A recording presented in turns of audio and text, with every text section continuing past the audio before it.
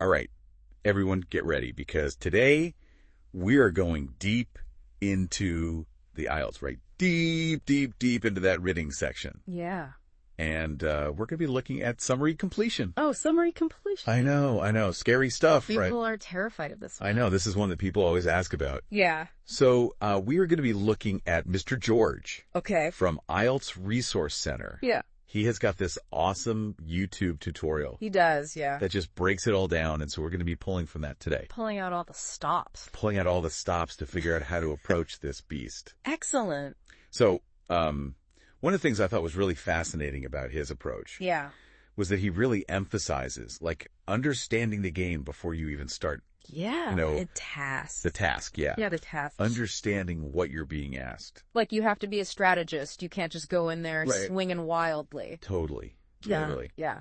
So how do you understand the game when it comes to summary completion? Well, there are actually two main types of summary completion questions. Okay. And he talks about this in his video. And the first one is you're taking words directly from the passage and putting them into the blanks. Okay. The second one is you're given a set of words to choose from, kind of like a word bank. Okay. But you still need to understand the main idea of the passage to get the right answer. Oh, okay. Yeah. So you've really got to pay attention to those instructions. You do, because the instructions often have really important information. Right. Like word limits, for instance. Oh, yeah. You know? If they say no more than 2 words. Exactly. Then you got to stick to that. You do. Yeah. Sneaky IELTS. Sneaky IELTS. Okay. So once we've got the instructions down, Pat, what's next? How do we tackle these massive passages? Well, Mr. George is all about efficiency, and he starts with skimming. Skimming. Okay, He emphasizes that this is absolutely critical for time management on the IELTS. Right. So don't get bogged down in all the details. You want to focus on those headings. Okay, so like get a sense of the structure. Yeah. You know, like what is this passage about? Yeah. Where am I going? Okay, so get the lay of the land first. Exactly. Yeah. And then you move on to scanning for keywords. Oh, those keywords, that's like where the treasure is buried, right? Yes, he really emphasizes how important keywords are in summary completion. Right. Because they act as anchors. Oh, yeah. That help you navigate the passage and locate the specific information you need. And what if those keywords in the summary are not exactly the same? That's where paraphrasing and synonyms come in. Oh. That's what he talks about next. Okay. The examiners love to change up the wording a bit. Oh, they're trying to trick us. They are, to test your understanding. Okay, so... So, for example, if the passage uses the word renowned and the summary says famous, they mean the same thing. Oh, that's sneaky. It is sneaky. Okay, so context clues. Context clues are key. Tell me more. Well, he's got a whole section on this in his video. Okay.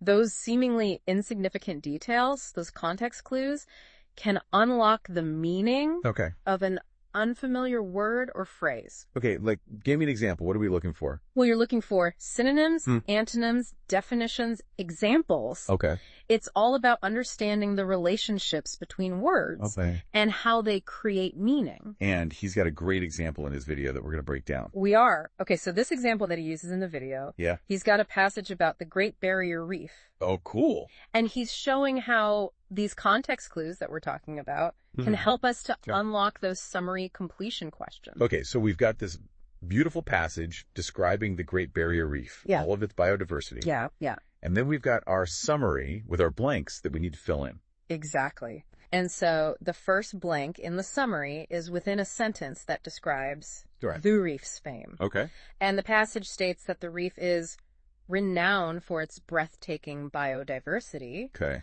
But the summary just says it is famous for its blank. Oh, okay. So we've got renowned in the passage, famous in the summary. Exactly. So that's our first context clue. And by looking at the surrounding context in both the passage and the summary, we can figure out that the missing word is biodiversity. Biodiversity. Okay, yeah, because it's talking about how famous it is. Right. For all the different life. Exactly. Okay, cool. I like that.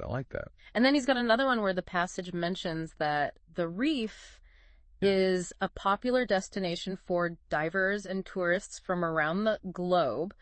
But in the summary, it just says it attracts blank. Okay, so we know it's a popular destination. Yeah. It attracts people, and who's it attracting? Divers and tourists, most likely. Divers and tourists. Yeah. Okay, I'm seeing how this works. Right. Yeah. You're getting it. So we're not just looking for the same word. Yep. We're really trying to understand the meaning and how it's paraphrased. Exactly. He really emphasizes that it's not just about finding a synonym. It's about understanding how that word fits into the overall context. The context. Okay, yeah, got it. And he also points out that sometimes the grammatical structure of the summary can give you clues as well. Oh, okay. For instance, if a blank is followed by a preposition, you know that the missing word has to be either a noun or a verb.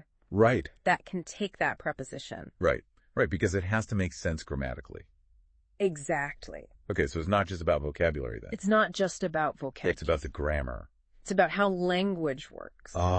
Language. Tricky language. Tricky language. Okay, well, this is all great. Yeah. This is super helpful, but how do we actually put this into practice? Like, what does he say about practice? Practice is key. Practice is key. He really emphasizes that there's no magic shortcut here. Okay. The more you immerse yourself in these different types of summary completion questions, the better you're going to get. Okay. You'll feel more comfortable, more confident. More confident. Exactly. Yes. Seek feedback. Well. You know, talk to a tutor or an instructor. Okay, yeah, so get some advice from somebody who knows what they're doing. Exactly. Fine-tune those skills. Fine-tune those skills. I love it. Yeah. But, you know, even with all this great advice from Mr. George, I'm sure people still make mistakes. Oh, they do? So what are some of those common pitfalls that we should be looking out for? Oh, one of the biggest ones is that people get stuck in what he calls the word-for-word mentality. Oh, okay. Like, they expect the exact same words from the summary to show up verbatim in the passage. Yeah, and they're just not. They're usually not, and that's why he says... Yeah, you have to be flexible with your thinking. Okay. You got to really embrace those synonyms and paraphrases. Right, because they're testing our understanding, not just our ability to... It's about meaning. Yeah. Not just memorization. Meaning, not memorization, yeah. Right. So vocabulary is still important. Vocabulary is huge. Yeah.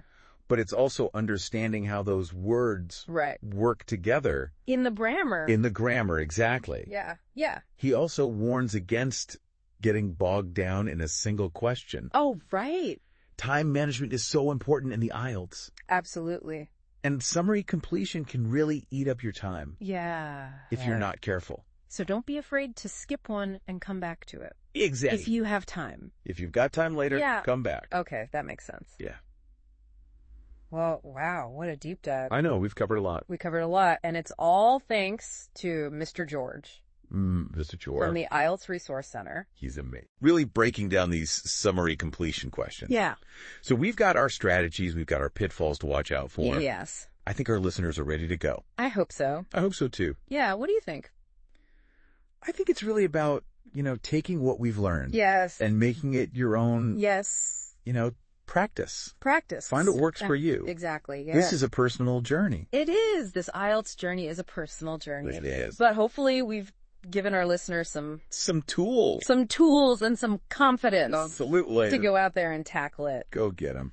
Go get them. All right. So thank you all for listening to this deep dive. It's been fun. Into summary completion. Yes. And good luck on your IELTS journey. Good luck on